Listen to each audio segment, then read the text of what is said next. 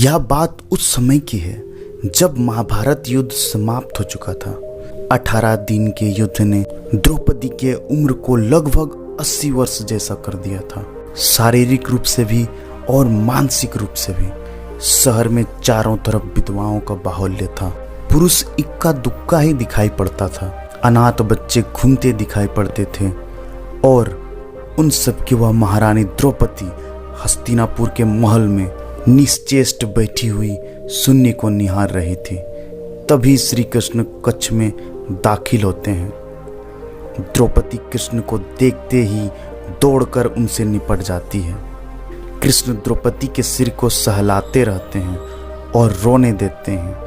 थोड़ी देर में कृष्ण द्रौपदी को खुद से अलग करके समीप के पलंग पर बैठा देते हैं। द्रौपदी ने कहा, यह क्या हो गया सखा? ऐसा तो मैंने नहीं सोचा था। कृष्ण ने कहा, नियति बहुत क्रूर होती है पांचाली, वह हमारे सोचने के अनुरूप नहीं चलती, वह हमारे कर्मों को परिणामों में बदल देती है। द्रौपदी, कभी भी युद्ध किसी समस्या का समाधान नहीं होता, अपितु युद्ध स्वयं ही एक समस्या बन जाता है। तुम प्रतिशोध लेना चाहती थी और तुम सफल हुई द्रौपदी। तुम्हारा प्रतिशोध पूर्ण हुआ।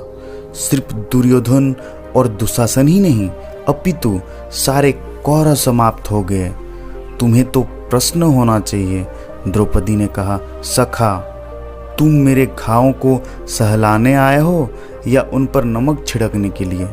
कृष्ण ने कहा, नहीं द्रौपदी, मैं तो तुम्हें वास्तविकता से अवगत कराने के लिए आया हूँ। हमारे कर्मों के परिणाम हम दूर तक नहीं देख पाते और जब वे समक्ष होते हैं तो हमारे हाथ में कुछ नहीं रहता। कर्म के सिद्धांत का यही तात्पर्य है द्रौपदी कि अच्छा कार्य अधिक अच्छा कार्य करवाता है और बुरा कार्य अधिक से अधिक बुरा कार्य करवाता है। द्रौपदी ने कहा, तो क्या इस युद्ध के लिए पूर्ण रूप से मैं ही उत्तरदायी हूँ कृष्ण?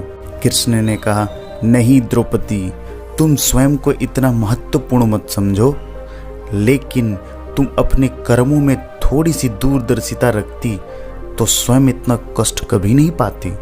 द्रौपदी ने कहा, मैं क्या कर सकती थी केशव? कृष्ण ने कहा, तुम बहुत कुछ कर सकती थी। जरा स्मरण करो द्रौपदी, युद्ध के पूर्व जब मैं शांति का प्रस्ताव लेकर हस्तिनापुर जा रहा था, तब तुमने मुझसे कहा था, मैं हवन कुंड से उत्पन्न हुई द्रौपदी हूँ, महाराजा द्रौपद की पुत्री हूँ, महावीर दृष्टिद्युम्न की बहन हूँ, 5 महारथियों की पत्नी और 5 महारथियों की माता हूँ। इसीलिए मुझे शांति नहीं केशव, युद्ध चाहिए। अगर तुमने उस वक्त इतने कठोर शब्दों का प्रयोग ना किया होता तो भी इतना कष्ट नहीं भोगती द्रौपदी। जब तुम्हारा स्वयंवर हो रहा था तब तुम कर्ण को अपमानित नहीं करती और उसे प्रतियोगिता में भाग लेने का एक अवसर देती, तो भरी सभा में कर्ण तुम्हें वेश्या नहीं कहता, तो शायद परिणाम कुछ और होते। इसके बाद जब कुंती ने तुम्हें 5 पतियों की पत्नी बनने का आदेश दिया, तब तुम उसे स्वीकार नहीं करती, तो भी परिणाम कुछ और होते। और उसके बाद तुम अपने महल में दुर्योधन को अपमानित करते हुए यह ना कहती कि अंधों के पुत्र अंधे होते हैं, तो उस अपमान के बदले में दुर्योधन तुम्हारा चीरहरण नहीं करता, तब भी शायद परिस्थितियां कुछ और होती। हमारे शब्द भी हमारे कर्म होते हैं द्रौपदी, और हमें अपने हर शब्द को बोलने से पहले तोलना बहुत जरूरी होता है, अन्यथा उसके दुष्परिणाम सिर्फ स्वयं को ही नहीं, अपने पूरे परिवेश को दुखी करते रहते हैं। संसार में केवल मनुष्य ही ऐसा प्राणी है जिसका जहर उसके दांतों में नहीं, शब्दों में है। इसीलिए शब्दों का प्रयोग सोच समझकर करना चाहिए। ऐसे शब्दों का प्रयोग कीजिए जिससे किसी की भावना को ठेस ना पहुंचे। अगर आपको यह वीडियो पसंद आई और आपने कुछ सीखा तो ज़रूर एक लाइक और कमेंट कर दीजिएगा। धन्यवाद।